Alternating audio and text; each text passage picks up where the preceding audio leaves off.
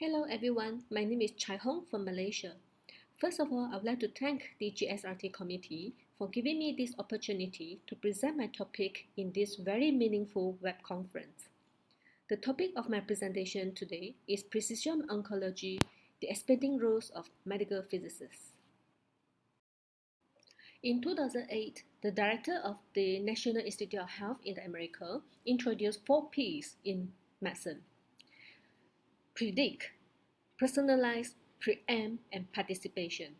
We should predict how, when, and in whom a disease will develop, apply the personalized treatment to those who need it, avoiding treatment to those who do not, preempt disease before it occurs, with the participations of individuals, communities, and healthcare providers in a proactive actions. In 2015, the US President Barack Obama stated his intention to fund an amount of $250 million to the Precision Medicine Initiative of the US National. In 2016, this initiative was renamed All of Us and plans to enroll a diverse group of at least 1 million persons in the US. As of July 2019, 175,000 participants have contributed their biospecimens. Traditionally, we are using one-size-fits-all medicines. It means one type of treatment or one drug was used for the same disease patients. Then we have stratified medicines, where the patients are grouped by their disease subtypes, demographics, clinical features, and biomarkers. And in precision medicines, we want to achieve personalized medicine, where the treatment options was designed based on individual patients according to their preferences, clinical features, medication history, environment, behavior, and habits, as well as biomarkers.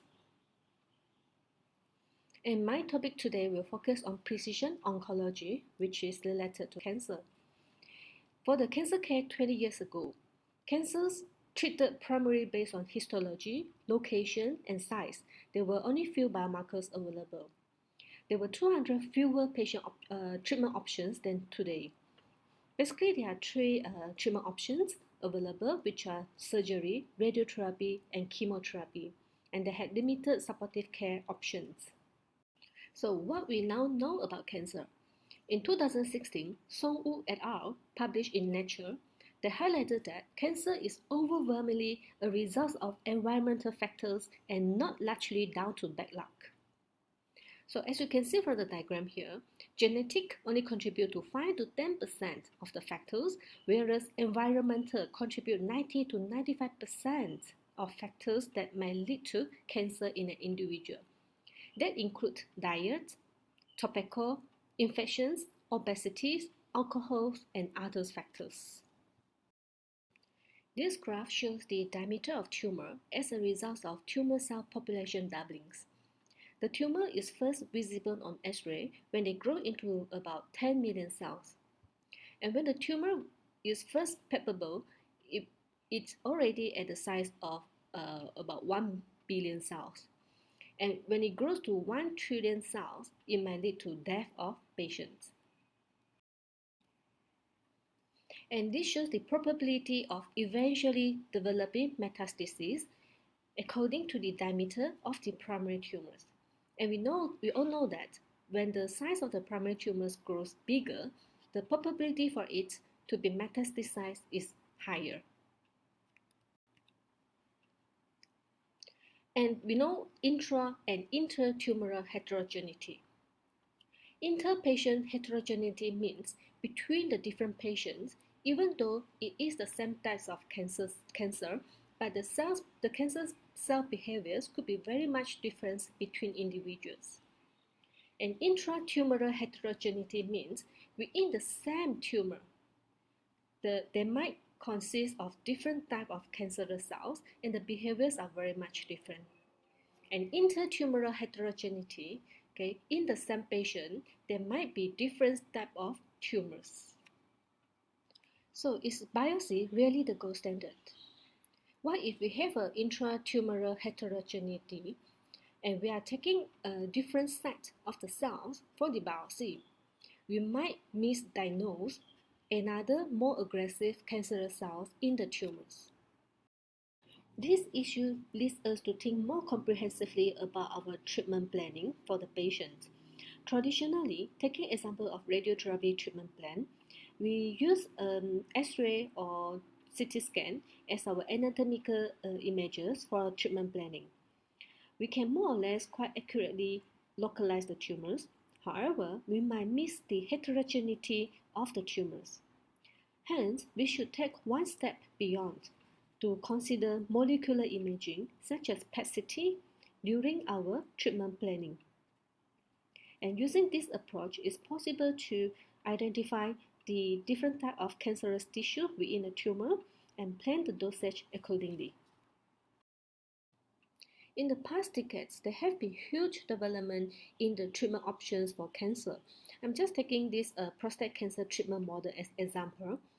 The surgery and radiation have been very well established since more than 10 years ago. And the treatment options has been advanced to androgen deprivation therapy, ADP, and combined androgen blockage, non-metastatic CRPC, which is secondary hormone therapy, MCPRPC, and first-line chemotherapy and second-line therapy. So where are medical physicists' contributions? We are very much involved in radiotherapy or radiation therapy. However, we are not here in the more advanced treatment options for cancer. So how do we move forward? We have to really come together and think together. Do we continue to focus in the science and practices of radiation physics, radiological imaging physics, and nuclear medicine physics as they apply to whole humans? Or do we expand the focus of medical physics to include a broader scope of science? So when there are challenges, there must be opportunities. And our opportunities come when the omics of cancer is introduced. We have genomics, proteomics, metabolomics, physiology, and anatomy.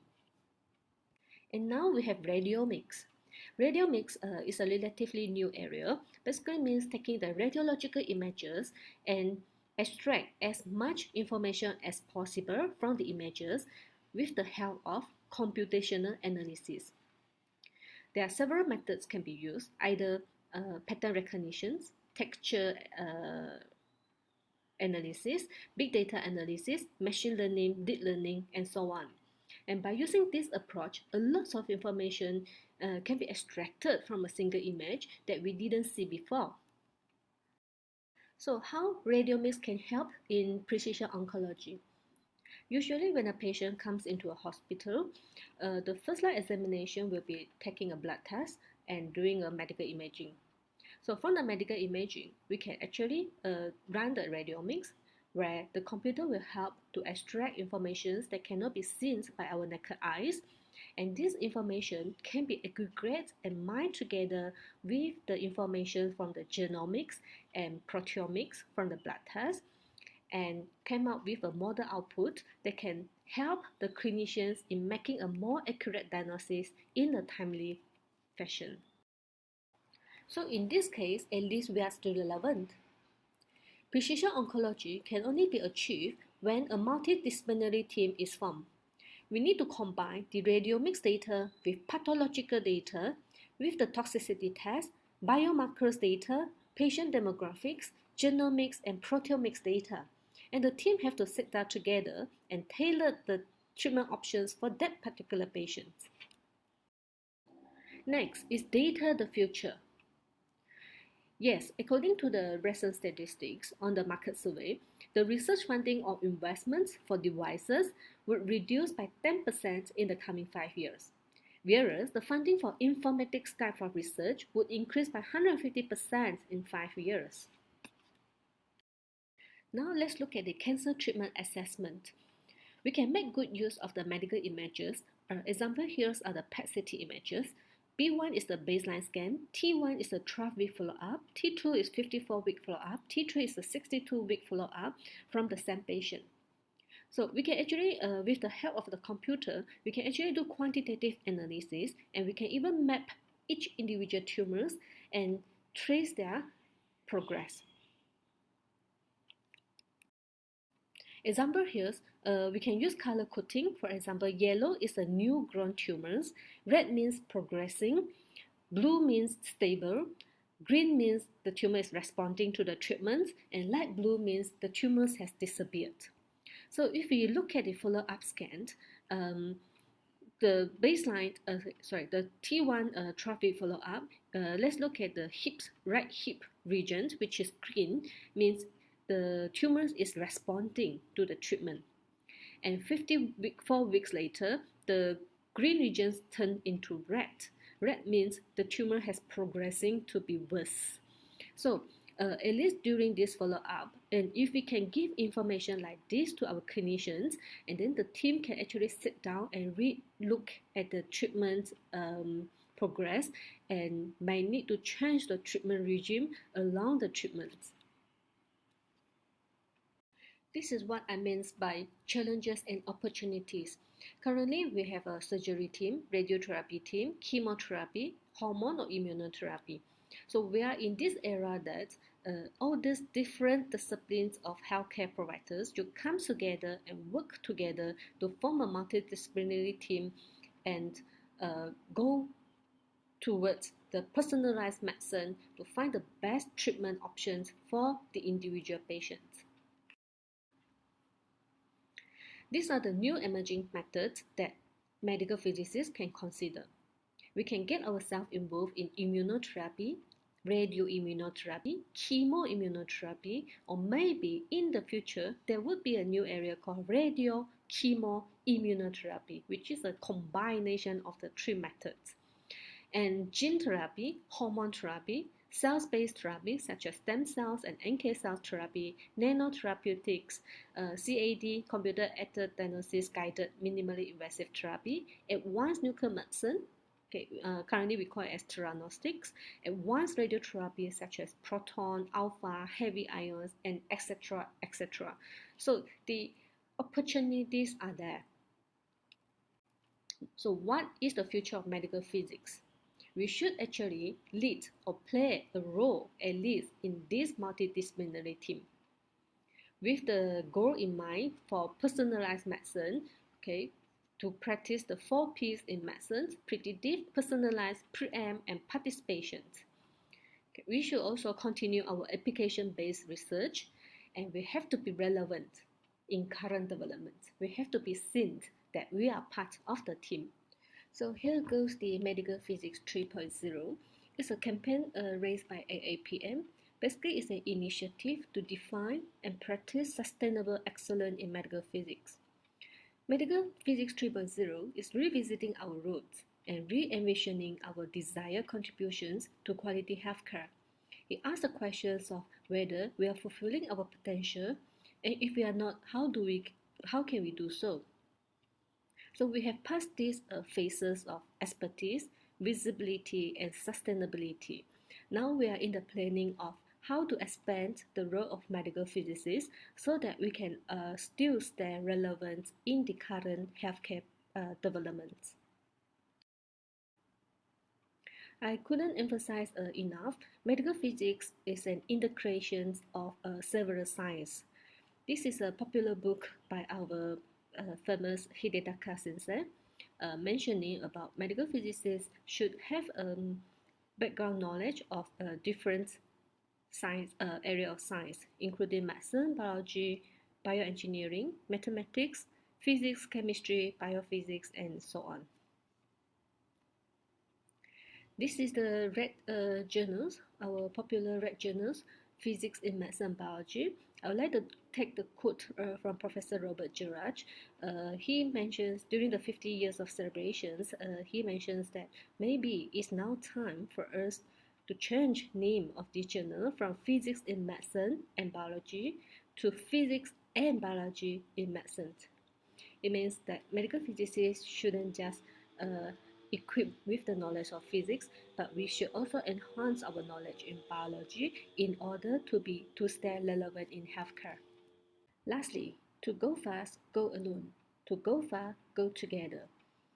I think it's now time for us to step out from our comfort zone and choose our assistants by taking part in the multidisciplinary team in the healthcare settings.